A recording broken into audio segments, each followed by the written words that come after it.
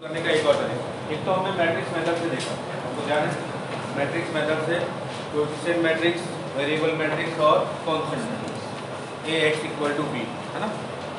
A X equal to B, X equal to A of inverse into B and adjoint of A B determinant of. इस तरह से हमने x find किया था, ध्यान है सबको। अब हम लोग क्या ट्रेवल में डिटरमिनेंट के थ्रू इक्वेशन को सॉल्व करेंगे। डिटरमिनेंट के थ्रू हम इक्वेशन को सॉल्व करेंगे। मान लो आपके पास ये equation a1x plus b1y equal to c1, a2x plus b2y equal to c। अब इन दोनों इक्वेशन को सॉल्व करें, ठीक है, डिटरमिनेंट के थ्रू। तो कैसे सॉल्व करेंगे? एक डिटरमिनेंट d जो इनकी कोएफिशिएंट से बनेगा a1 b1 a2 b2, ठीक है। दूसरा डिटरमिनेंट b1 कैसे बनेगा? ये जो फर्स्ट कॉलम इसकी जगह आप क्या पुट करोगे? Constant c1 c2 b1 d2 कैसे बनेगा? जो सेकंड कॉलम है इसकी जगह ये कांस्टेंट पुट करोगे a1 a2 c1 अब हम क्या करते हैं, ये c1 और c2 की जगह वैल्यू पुट करते हैं। तो नेक्स्ट हमको मिलेगा d1 इक्वल टू c1 की जगह लिखा a1x प्लस b1y और ये b1, a2x प्लस b2y और ये b। तो समझ आया?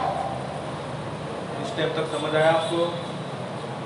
नेक्स्ट क्या बनेगा? ये देखो c1 में ऑपरेशन लगाता हूँ c1 minus y times of c2। तो मुझे बताना क्या बनेगा c1 में c1 minus y times of c2। तो बताओ क्या बनेगा? ये a1x a2x b1 और b2। समझ आया? अब इसमें से x कॉमन निकाल बाहर, क्या बना? ये बना और ये क्या है? d। तो मैं d1 को क्या लिख सकता हूँ? x into d। x आपको यहाँ से क्या मिलेगा? d1 पर ये आपने x फाइंड, ठीक है। आपको इक्वेशन गिवन है, इस इक्वेशन से आप d फाइंड करो, d1 फाइंड करो, d2 फाइंड करो। फिर d1 बाई d करोगे तो x मिल जाएगा और d2 बाई d करोगे तो y मिल जाएगा। इस तरह से आप इक्वेशन को सॉल्व करेंगे। अब जैसे d2 के लिए, d2 को मैंने लिखा, d2 क्या है? a1 a2 और ये c1 c2 की जगह फिर से ये लिखा a1x plus b1y a2x plus b2y। अब देखिए इसमें क्या करें, c2 के अंदर ऑपरेशन लगाते हैं। c2 के अंदर c2 minus x time c1 क्या बनेगा? c1 में कोई चेंज नहीं, c1 में कोई चेंज नहीं, a1 और a2 इसको x से मल्टीप्लाई करो, उसमें से सबट्रैक्ट करो, a1x कैंसिल हो जाएगा, a2x कैंसिल हो जाएगा। यहाँ बचेगा आपका b1y और b2y, ये मिल जाएगा y common a1 a2 and b1 b2। ये भी क्या है? d के इक्वल। तो d आपको d2 कितना मिलेगा? y इंटू d, तो y कितना मिलेगा? d2y। क्या ये बात समझ आई आपको? अगर आपको दो इक्वेशन गिवन है इन टू वेरिएबल, ठीक है, और आपको x और y पूछा है, तो आप इन मेथड से x और y फाइंड कर सकते हो, ठीक है। अब आपको ये भी पता है कि दो इक्वेशन गिवन हो लाइन की, तो आप ये बता सकते हो कि वो लाइन इंटरसेक्टिंग होगी, पैरेलल होगी, कोइंसिडेंट लाइन होगी, वो भी बता सकते हो। ठीक वैसे ही प्लेन की बात है, ये तो था दो इक्वेशन लाइन, अगर थ्री प्लेन हो तो क्या क्या कंडीशन हो सकती है? वो तीनों प्लेन एक पॉइंट पे तीनों इंटरसेक्ट हो सकते हैं, ये हो सकते हैं। जैसे फॉर एग्जांपल आपके लिए ये प्लेन, ये कोई वॉल है, उसके सामने ये प्लेन, एक ये वॉल, ठीक है, और ये एक वॉल है और एक ये वॉल, तीनों वॉल एक पॉइंट पे इंटरसेक्ट, सिर्फ एक पॉइंट दिख रहा है आपको कॉर्नर पे, देखो सिर्फ एक पॉइंट, इसके अलावा कोई पॉइंट। अगर मैं इस वॉल और इस वॉल की बात करूँ तो ये दोनों प्लेन इनफाइनाइट पॉइंट पे इंटरसेक्ट, तो इनफाइनाइट पॉइंट, ये प्लेन और ये प्लेन इनफाइनाइट पॉइंट पे इंटरसेक्ट, जैसे ये प्लेन और ये प्लेन इनफाइनाइट पॉइंट, बट ये तीनों प्लेन है वो एक ही पॉइंट पे, तो वो उसका यूनिक सोल्यूशन। और अगर ऐसा हो कि तीनों प्लेन एक दूसरे से चिपक जाए एक दूसरे को, जैसे ये है ये दोनों के अंदर थ्री पेज, दूसरी प्लेन 1 2 3, ये थ्री पेज है, थ्री प्लेन है, वो दोनों एक दूसरे के ऊपर से तीनों चिपक जाएगा, इनफाइनाइट सॉल्यूशन होंगे ना, हर पॉइंट सबको सेटिस्फाई, समझ आ रहा है। और ऐसा हो जाए तो ये दोनों प्लेन इनफाइनाइट सॉल्यूशन, एक ऐसा और एक ऐसा, इनफाइनाइट सॉल्यूशन, एक ऐसा हो जाए और एक ऐसा हो जाए। इमेजिन करो कि ये प्लेन, एक प्लेन इसको ऐसे कट कर यहाँ से और एक प्लेन ऐसे कट कर, तो सिर्फ एक पॉइंट होगा ये सेंटर पॉइंट जहाँ पे ये इंटरसेक्ट, यूनिक सॉल्यूशन भी होते हैं, इनफाइनाइट मैनी सॉल्यूशन भी होते हैं, और नो सॉल्यूशन भी होता है। कैसे? ये दो प्लेन ऐसे और एक प्लेन इन दोनों को कट कर ऐसे, तीनों तो कॉमन हुई, समझ आ रहा है? या फिर तीनों पहले में एक यहाँ हो एक यहाँ, वो भी कुछ भी कॉमन है, समझ आ रहा है? प्लेन के बारे में डिटेल में हम लोग पीडी के अंदर पढ़ेंगे। अभी मैं आपको सिर्फ इतना बताना चाह रहा हूँ कि थ्री वेरिएबल वाले इक्वेशन को कैसे सॉल्व करेंगे। नोट किया? हो गया?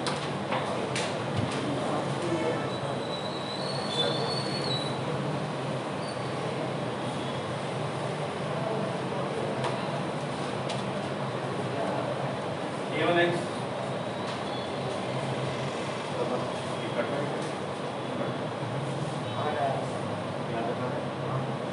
A1x plus B1y plus C1 equal to C1z equal to D1, A2x plus B2y plus C2z equal to D2, and A3x plus B3y plus C3z equal to D2।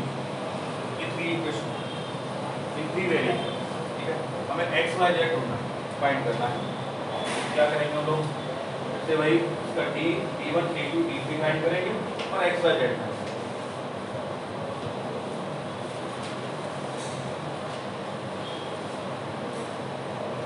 x y z। तो first है D क्या होगा? इसके coefficient से determinant बनाएंगे, इसके coefficient से A1 D1 C1 A2 D2 C2 A3 D3, ये दिया, ठीक है। D1 क्या बनेगा इसके अंदर? ये जो फर्स्ट कॉलम है इसकी जगह क्या पुट करोगे? ये कांस्टेंट पुट करो, तो क्या बनेगा? D1 D2 D3 D1 D2 D3 and C1 C2 D3, ये आ गया D1।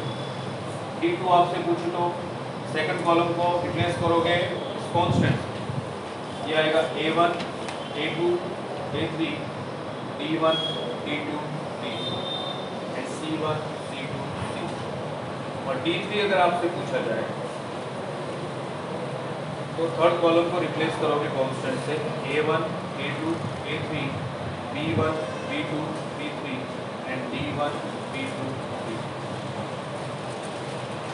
ये आप लोगों ने D1 D2 D3 फाइंड किया। क्या आपको अगर थ्री इक्वेशन गिवन हो इन थ्री वेरिएबल तो आप D1 D2 D3 फाइंड कर सकते हो, फाइंड कर सकते हो आप लोग, ठीक है। अब यहाँ से x क्या मिलेगा? ध्यान देना, x होगा D1/2,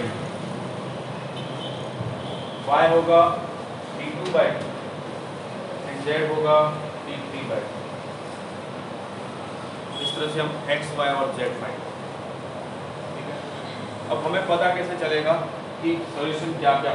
first case, if d is not equal to d is not equal to, denominator zero नहीं तो हमेशा यूनिक सॉल्यूशन आएगा। D1 D2 D3 की कोई भी वैल्यू ऑलवेज यूनिक।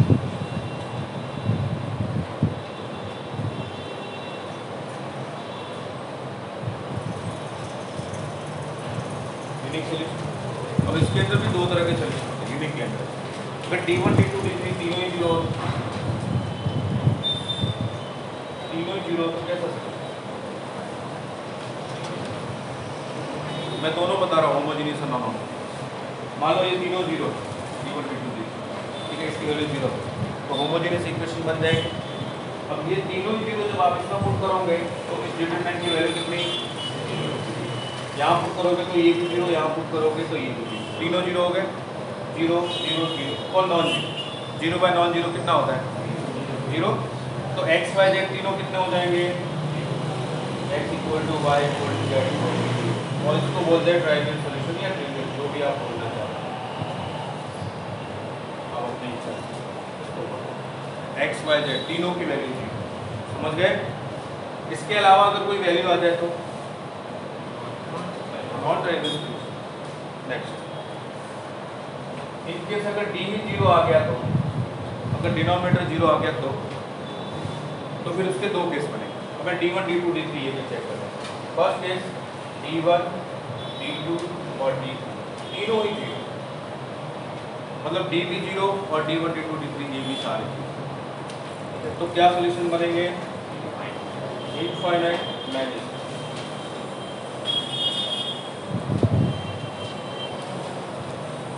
समझ आया। दूसरा केस एटलीस्ट वन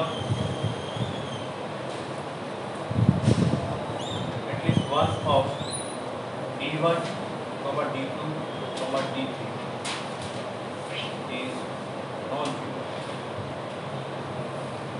तो कितने सॉल्यूशन होंगे, कितने सॉल्यूशन होंगे, नो सॉल्यूशन।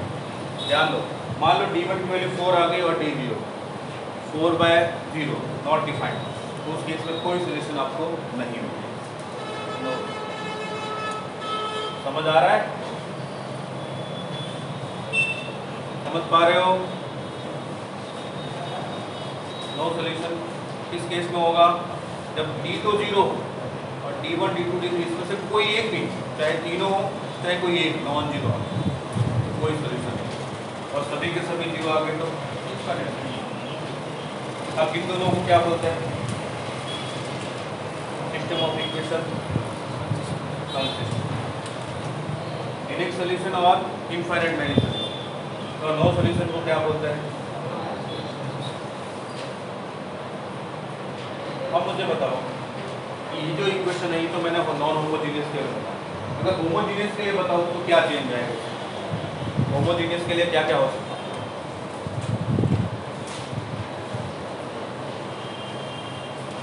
होमोजीनियस के केस में दो ही चीजें होगी, या तो उनके सॉल्यूशन है 0 0 0 तीनों ही, या फिर इनफाइनाइट। नो सॉल्यूशन कभी होता ही नहीं, होमोजीनियस के केस में कभी भी नो सॉल्यूशन नहीं होता। होमोजीनियस का मतलब ही ये होता है कि वो कर्व ओरिजिन से पास हो। चलिए ठीक हो गया, नहीं यहाँ पे जीरो है, ये भी जीरो, ये पूरी इक्वेशन 0 0 0 से सेटिस्फाई होगी, ये भी होगी और ये भी होगी, मतलब ये तीनों ही प्लेन ओरिजिन से पास हो। जब तीनों ही प्लेन ओरिजिन से पास हो रहे हो ऐसे, एक इधर जा रहा है एक इधर जा रहा है एक इधर, तो एक पॉइंट पे तो मिट कर ही रहे हैं, तो वो पॉइंट कौन सा ओरिजिन है ना। तो इस केस में ट्राइवियल सॉल्यूशन होता है होमोजीनियस के। दूसरा और क्या हो सकता है, क्या दो प्लेन पैरेलल जा सकते हैं होमोजीनियस के केस में, दो प्लेन पैरेलल जा सकते हैं, जा ही नहीं सकते, क्योंकि उनको ओरिजिन से पास होना है। दो प्लेन पैरेलल ऐसे जा रहे हैं और आगे जाके एक ही पॉइंट से पास होना है, तो कैसे पॉसिबल है, तो बिना टच किए चले जा सकते हैं। ये दो प्लेन ऐसे पास हो रहे हैं और एक पॉइंट से इन दोनों को पास होना है, तो ये जरूरी है कि वो दोनों ऐसे हो जाएंगे, कोइंसाइड करेंगे सारे के सारे प्लेन, और उस केस में क्या कैसे सॉल्यूशन होता है, इनफाइनाइट सॉल्यूशन। तो होमोजीनियस के केस में आपको सिर्फ दो ही सॉल्यूशन मिलेगा, या तो ट्राइवियल सॉल्यूशन या फिर इनफाइनाइट मैनी सॉल्यूशन, या उसको नॉन ट्राइवियल सॉल्यूशन भी। अगर आपको क्वेश्चन में दे दिया होमोजीनियस इक्वेशन है और ये पूछ लिया कि नॉन ट्राइवियल सॉल्यूशन है, तो क्या करना, तीन होमोजीनियस इक्वेशन दे दी और नॉन ट्राइवियल सॉल्यूशन भी बोल दिया, तो आपसे किसी scalar quantity lambda B Q पूछा गया तो आप क्या करोगे, डी की वैल्यू 0 रखता है। समझ में आया, या फिर से समझाओ, डी की वैल्यू 0 कैसे, डी की वैल्यू 0 कैसे, अगर डी की वैल्यू 0 नहीं है तो क्या होगा, ट्राइवियल सॉल्यूशन आएंगे ना। चलिए आप उतना लिखो,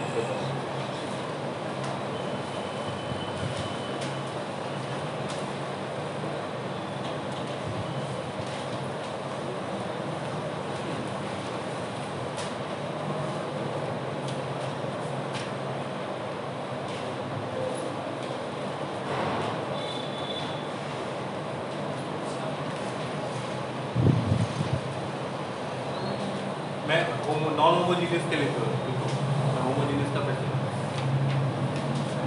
ये तो समझ गए, नहीं समझा? ये समझ आया, ये समझ आया। अगर ये डिनोमिनेटर है वो 0 नहीं है तो न्यूमरेटर की कुछ भी वैल्यू हो यूनिक सॉल्यूशन आएगा, वही तो बोला। अगर ये 0 नहीं है तो ऑल्सो यूनिक सॉल्यूशन। और अगर न्यूमरेटर सारे 0 हो गए सारे के सारे तो x बाय जेड 0 आ जाएगा, समझ आया? अगर डिनोमिनेटर और न्यूमरेटर दोनों ही 0 है तो इनफाइनाइट मैनिसन है। और अगर न्यूमरेटर तो 0 नहीं है और डिनोमिनेटर 0 है तो कोई सॉल्यूशन नहीं। ऐसा ये तीनों पॉइंट समझ गए?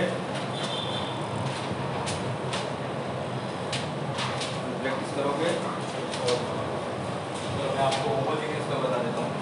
इन केस अगर होमोजीनियस इक्वेशन है तो ये क्या हो जाएगा 0 0 0। अब मुझे बताओ कि ये d1 भी 0 हो गया। होमोजीनियस के केस में आपको d1 d2 है 0 0 0, तो आपके पास दो ही केस बचे, ये 0 है। अब आपके पास दो ही केस बचे, कौन से? पहले लिख देता हूँ d1 equal to d2 equal to d0। अब दो केस होंगे, या तो d0 होगा या नहीं, समझ आया? अगर d0 नहीं है तो क्या केस बनेंगे, है ना? ये तो 0 ही है, d0 नहीं है, प्राइमरी सॉल्यूशन आ गए x बाय जेड 0। और अगर d0 है तो infinite many solution, no solution इसमें आएगा, नो सॉल्यूशन वाला केस होता है। बस ये दो सॉल्यूशन समझ गए आप? चलिए आप इसको लिखिए और आप डेमो रूप से मुझे कुछ क्वेश्चन सॉल्व करके बताइए। तो जेईई के अंदर सबसे ज़्यादा क्वेश्चन इसी से पूछे जाते हैं।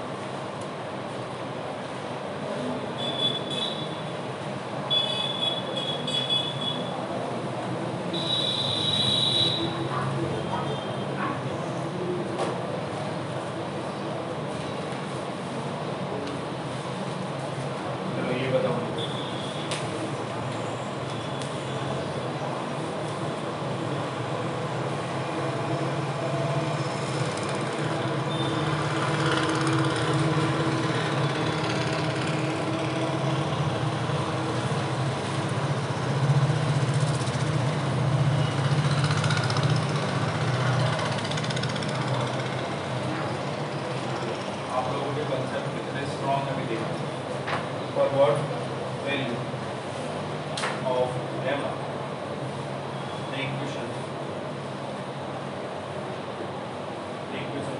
2x plus 3y equal to 8 and 7x minus 5y plus 3 equal to 0 and 4x minus 6y plus gamma equal to 0 are consistent.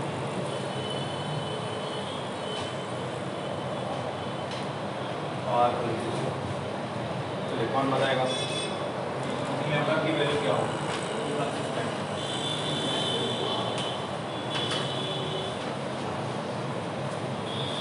तो समझ के अपना दिमाग लगाओ।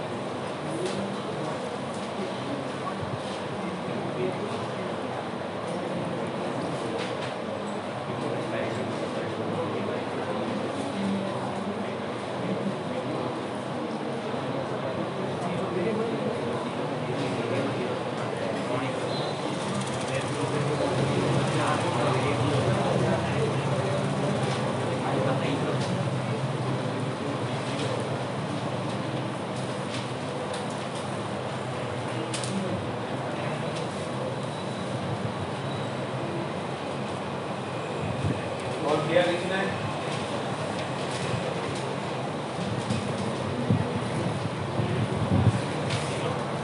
लैम्डा की वैल्यू 0। और कोई आज अलग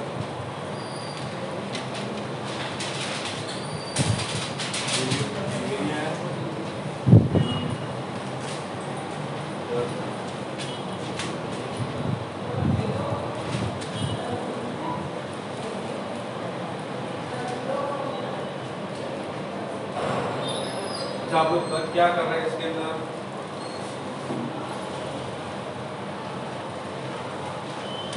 समझ में आया क्या पूछा? अच्छा, किस किस को समझ में आया कि क्या पूछा है? अरे वाह, लैम्डा पूछा है। बताओ तो सही क्या गिवन है, इसका मीनिंग क्या है?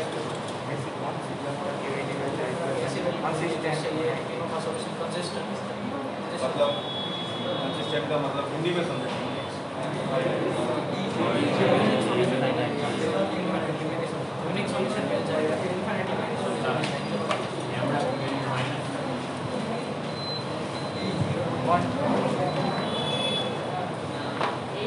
Very good. क्या गिवन है, ध्यान से सुनो। ये प्लेन नहीं है, पहली बात। ये तीनों लाइन है, इसमें जेड है। तीनों लाइन का कंसिस्टेंट सॉल्यूशन का मतलब टी लाइन कैसी हो सकती है? या तो एक पॉइंट से पास हो, ठीक है, तो यूनिक सॉल्यूशन मिलेगा। इसके अलावा और कोई सॉल्यूशन हो ही नहीं सकता। ये 3 लाइन है, अगर एक पॉइंट से पास हो रही है तो यूनिक सॉल्यूशन। अदरवाइज 2 पैरेलल हो गई, एक ऐसे हो गई तो कोई सॉल्यूशन नहीं। तीनों पैरेलल हो गई तो कोई सॉल्यूशन नहीं। या फिर तीनों कोइंसाइड करें एक दूसरे को बिल्कुल, तो इनफाइनाइट मैनी सॉल्यूशन। लेकिन उसके लिए क्या होना चाहिए? इसका रेशियो 2:7 और 3:-1 क्या इक्वल है? पैरेलल तो नहीं। तो क्या बचा आपके पास? तीनों कैसी हो? कॉन्करेंट लाइन हो, तीनों एक ही पॉइंट से पास हो रही हो। और कॉन्करेंट लाइन की कंडीशन क्या थी?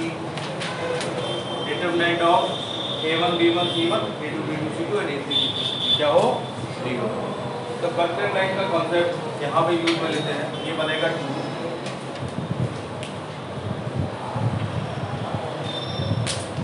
2 3 -8 7 -5 3 4 -6 और लैम्डा इक्वल टू 0। इसमें क्रेमर रूल आपसे नहीं पूछा। क्रेमर रूल का इसमें कोई कॉन्सेप्ट नहीं लगेगा। सिर्फ ये चेक करना है कि आपको ये पता चल रहा है कि नहीं कि प्लेन और लाइन में क्या डिफरेंस है। समझ में आ रहा है? अगर आपको सिर्फ ये दोनों दे दिए जाते हैं तो आप क्रेमर रूल में लगा सकते हो। तो लाइन है x और y, है ना, 2 क्रॉस 2 का मैट्रिक्स बनता। अब इसमें तो आपको प्लेन है ही नहीं, x y z की वेरिएबल ही नहीं है, कोई वेरिएबल। और 3 लाइन तो वो कैसी होगी? कॉन्करेंट लाइन का कॉन्सेप्ट लगेगा। याद रहेगा, एग्जाम में मिस्टेक नहीं करोगे। 3 इक्वेशन देखते ही धड़ाधड़ 3 प्लेन के बारे में मत सोचना। अगर z नहीं है तो ध्यान से देखना, क्या है वो लाइन भी हो सकती है। जब इसको सॉल्व करेंगे तो लैम्डा की वैल्यू 8 मिल जाएगी। नेक्स्ट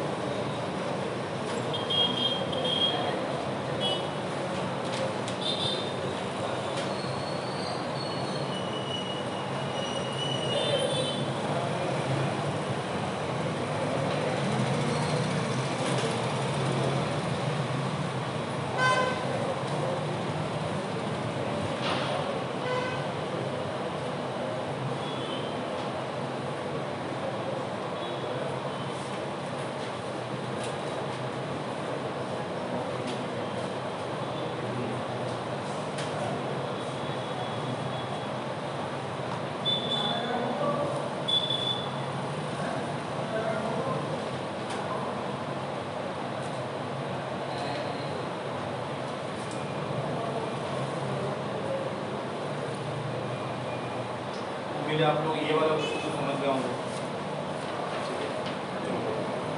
क्या होना चाहिए क्या नहीं।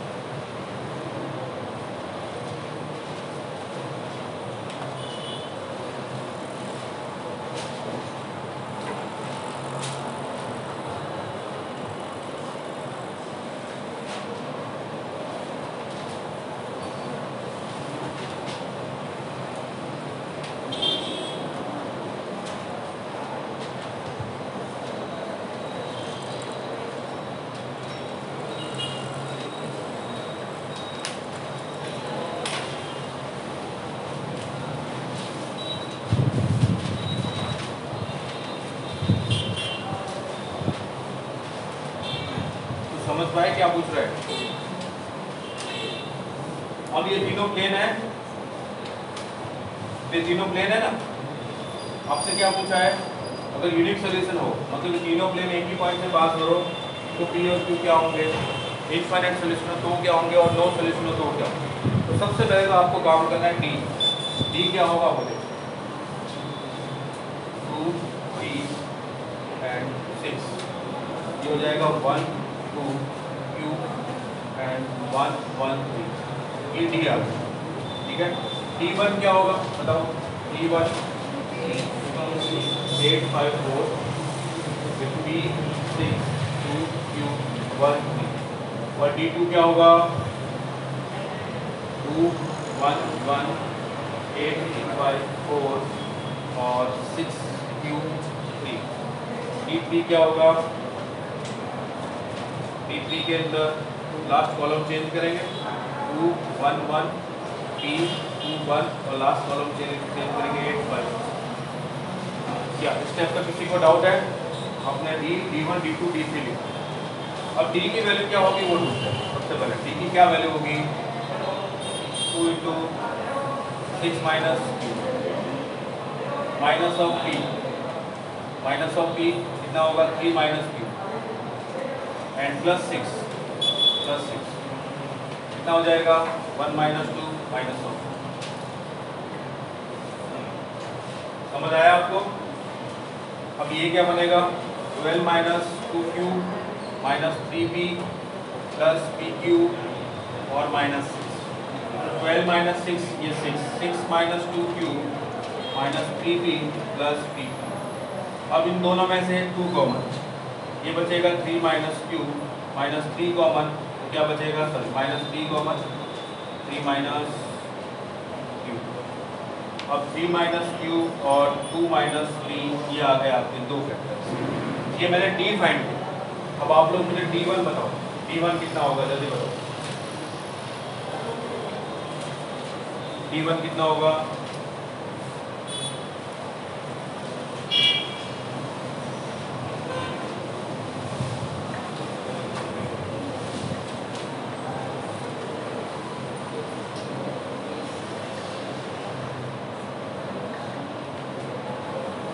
हो जाएगा 48 minus 8Q minus 15P and plus 4PQ minus 36।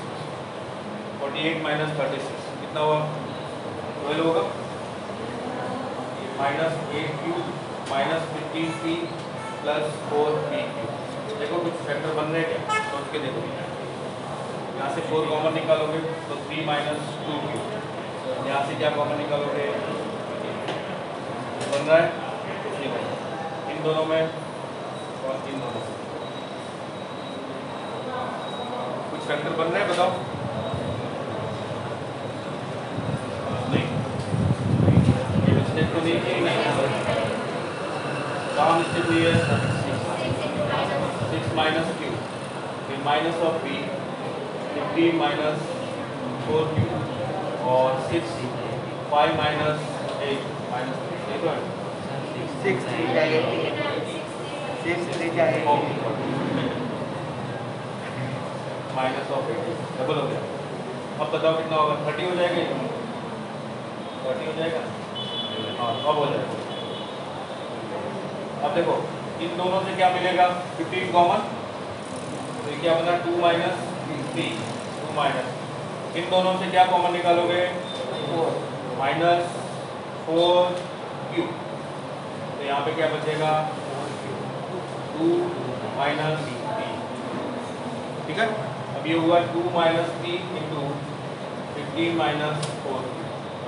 तो समझ में आ रहा है ये फैक्टर क्यों बना रहे हैं? D2 का कौन बताएगा? जल्दी बताओ।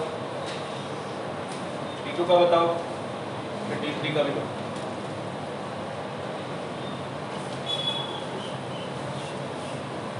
आप लोगों ने ये क्वेश्चन लिखा सबने?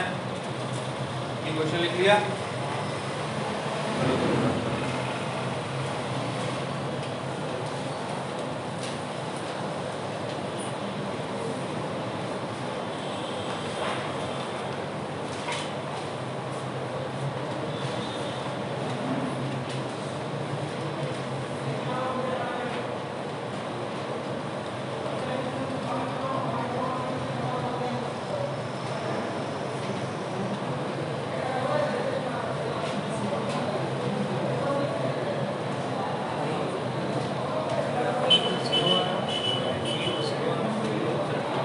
D2 पूछ रहा हूँ। D2 कितना आएगा? D2 बताओ।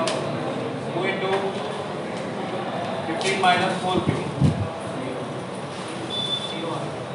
फिर माइनस ऑफ 8, माइनस ऑफ 8 करोगे तो ये कितना होगा? 3 माइनस क्यूब, फिर प्लस 6 करोगे, प्लस 6 तो कितना आएगा? ये 4 माइनस 5 माइनस 5। सही है। अब ये कितना हो जाएगा? 30 minus 8 cube minus 24 plus 8 cube और माइनस 6, ये तो 0 हो गया। D2 0। सही है। अब बताओ मुझे D3 की वैल्यू। D3 की वैल्यू जल्दी।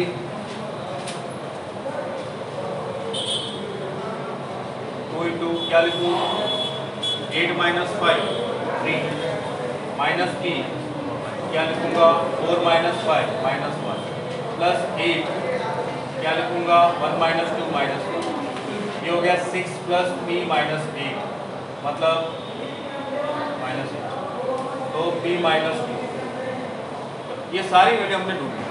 अब मुझे बताना फर्स्ट फॉर यूनिक सोल्यूशन, इसके यूनिक सोल्यूशन होने के लिए क्या कंडीशन थी? यूनिक सोल्यूशन के लिए क्या कंडीशन थी?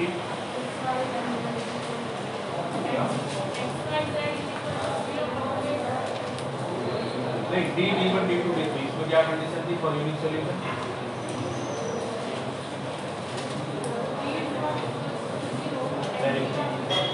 Very D is not equal to, एक ही कंडीशन,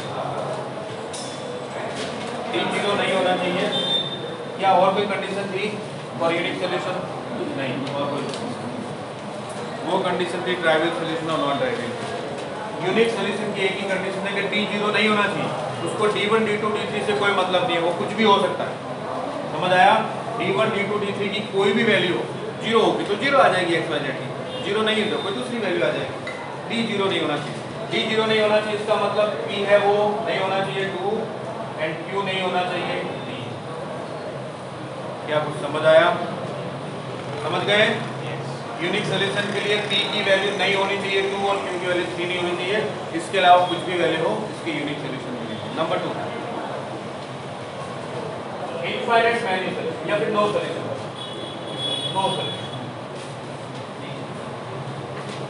नो सोल्यूशन के लिए क्या क्या कंडीशन बताओ? Number 1 condition D should be 0, D 0 होना चाहिए एंड D1 D2 D3 में से एटलीस्ट 1 नॉन जीरो, कोई एक भी नॉन जीरो हो।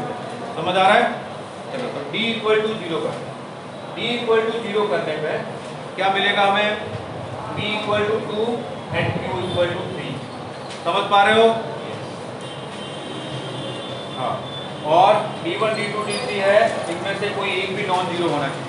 तो अगर D1 नॉन जीरो होता है in case if D1 is non zero, D2 तो जीरो है ही, D1 नॉन जीरो होता है तो क्या कंडीशन मिलेगी कि P क्या नहीं होना चाहिए, 2 नहीं होना चाहिए, और Q क्या नहीं होना चाहिए, 15/4 नहीं होना चाहिए। क्लियर? अगर D3 जीरो नहीं है तो क्या कंडीशन होगी, D3 is not equal to 0, not equal to 0, then P is not equal to। अब बताओ अगर नो सॉल्यूशन है तो क्या कंडीशन होनी चाहिए,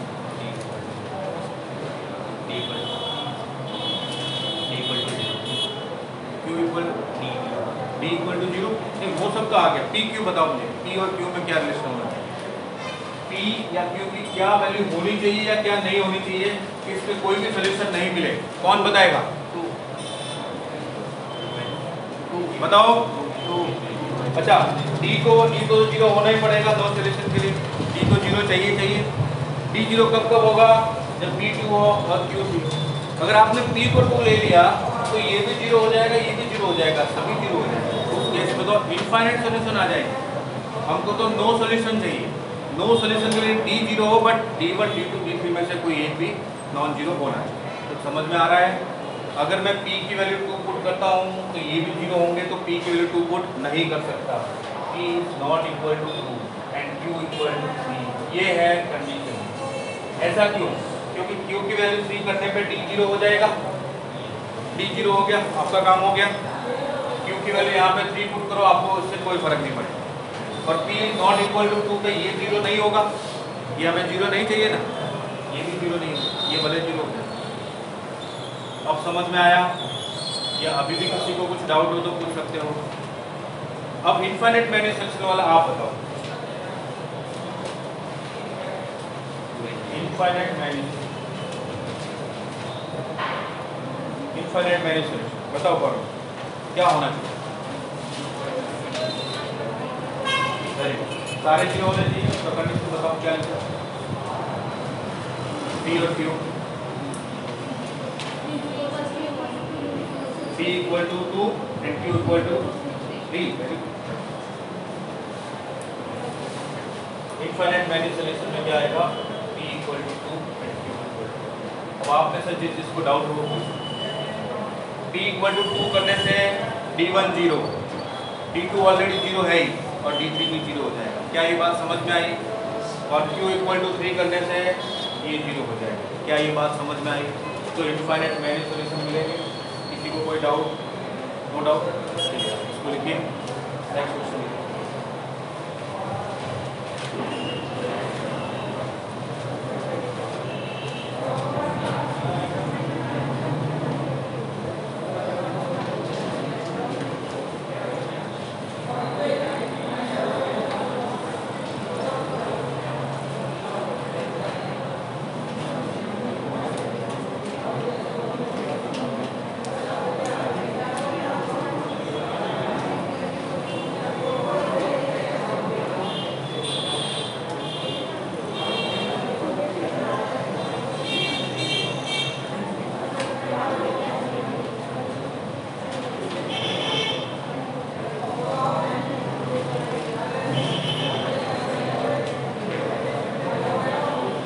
डाउट है आपको?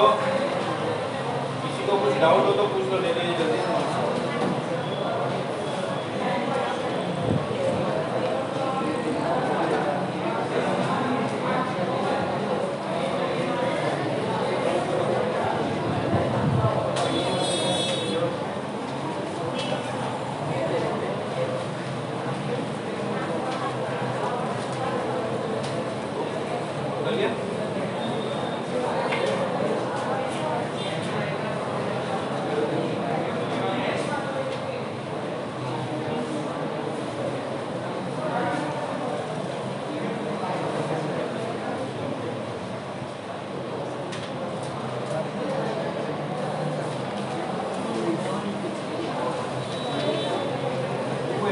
minus 2y plus bz equal to x plus ay plus 2z equal to and 2x plus az equal to 0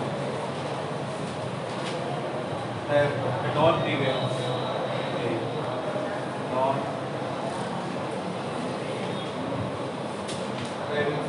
find the value of ए।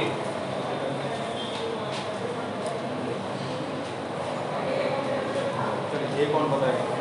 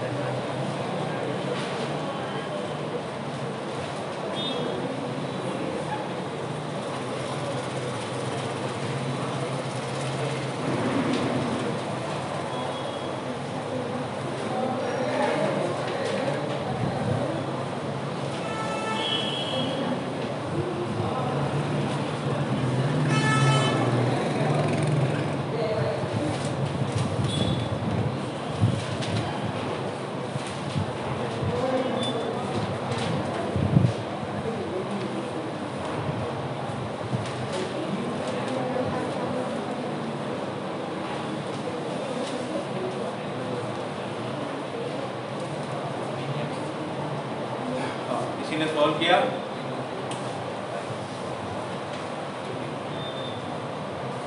अच्छा बताओ कैसे सॉल्व करोगे इसको? कैसे सॉल्व करोगे? नॉन ट्राइवियल सॉल्यूशन का मतलब क्या? बोलो। d इक्वल टू 0 है ना? क्यों? क्योंकि ये होमोजेनियस इक्वेशन है तो इसका एक सॉल्यूशन तो फिक्स है, या फिर ये कहूँ d1 d2 d3 तो 0 आएंगे। ठीक है, अगर d नॉन जीरो आ गया तो कैसे सोल्यूशन हो जाएंगे? ट्राइवियल सोल्यूशन हो जाएंगे, x y z तीनों जीरो आ जाएंगे। समझ पा रहे हो?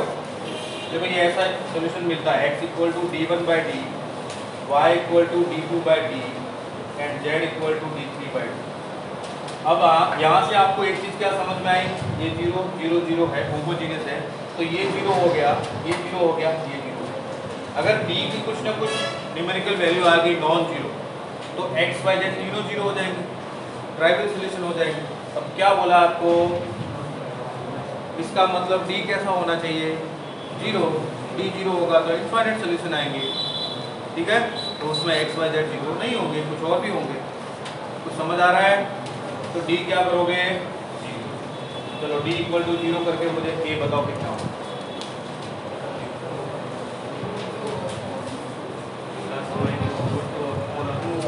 d की वैल्यू √2 और 4। यहाँ पे ध्यान देना y नहीं है, 2a -2 3 1 a 2 और 2 0 a, इसकी वैल्यू 0 होनी चाहिए। चलो इसको एक्सपांड करते हैं, कितना आएगा? 2a इंटू ए स्क्वायर, 2a क्यूब हो गया प्लस 2 ये रो और कॉलम a माइनस 4 प्लस 3 हो गया 0 माइनस 2a, ऐसा हो गया ना। अब ये क्या बनेगा देखो, 2a cube plus 2a minus 8 minus 6a equal to 0। अब कितना होगा 2a क्यूब और minus 4a minus 8 equal to 0। 2 से इसको डिवाइड कर दो, क्या मिलेगा a cube minus 2a minus 4 equal to. Cubic equation को कौन सॉल्व कर सकता है? कैसे सॉल्व करते हैं क्यूबिक इक्वेशन को? पहले a की वैल्यू हम लोग ट्राई करेंगे क्या क्या हो सकती है। 1 पे सेटिस्फाई हो रहा है? नहीं। 2 पे हो रहा है, 2 की पावर 3 8 हो गया, 8 माइनस 2 इंटू 2 4 माइनस 4 सेटिस्फाई हो रहा है? हो रहा है ना? तो कुछ तो बोलो। 8 माइनस 8 0 होता है, देखा है आपने? तो a इक्वल टू 2 इसका एक फैक्टर हो जाएगा, तो आप इसको ऐसा लिखोगे a cube minus 2a square. अब माइनस किया है तो प्लस भी करोगे 2a स्क्वायर, फिर माइनस 4a लिखोगे, तो यहाँ तो अपने पास कितना है माइनस 2a, तो क्या करोगे प्लस 2a करोगे और माइनस 4 इक्वल टू 0। समझ में आ रहा है ये क्या कर रहा हूँ? a माइनस 2 बना रहा हूँ। अब इसमें से आप a स्क्वायर कॉमन निकालो, क्या मिलेगा a माइनस, इसमें से क्या कॉमन निकालोगे 2a, तो a माइनस 2 बचेगा। इसमें से 2 कॉमन निकालो तो a माइनस 2 बचेगा इक्वल टू 0। समझ पा रहे हो? अब आप इन सभी में से एक फैक्टर कॉमन निकालो a माइनस 2, पीछे जो फैक्टर बनेगा a square plus 2a plus 2 equal to 0। अब इसका तो कोई सोल्यूशन होता नहीं है, कैसे पता चला इसका कोई सोल्यूशन? ये ऐसे पता चला कि a square plus 2a plus 1 क्या होता है Krishna? a square plus 2a plus 1 क्या होता है? Very good, a plus 1 whole square. मतलब ये जो 2 है अगर मैं इसको प्लस 1 प्लस लिखता हूँ तो ये होल स्क्वायर हो जाएगा। अब ये प्लस 1 है, होल स्क्वायर की वैल्यू माइनस 1 आई तो 1 माइनस 1 0 हो जाएगा।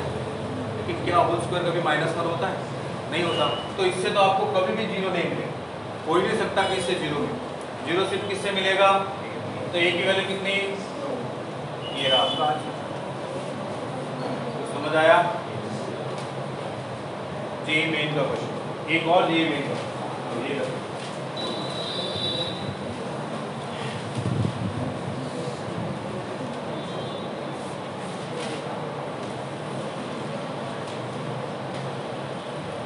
जल्दी से करके बताओ, टाइम हो गया।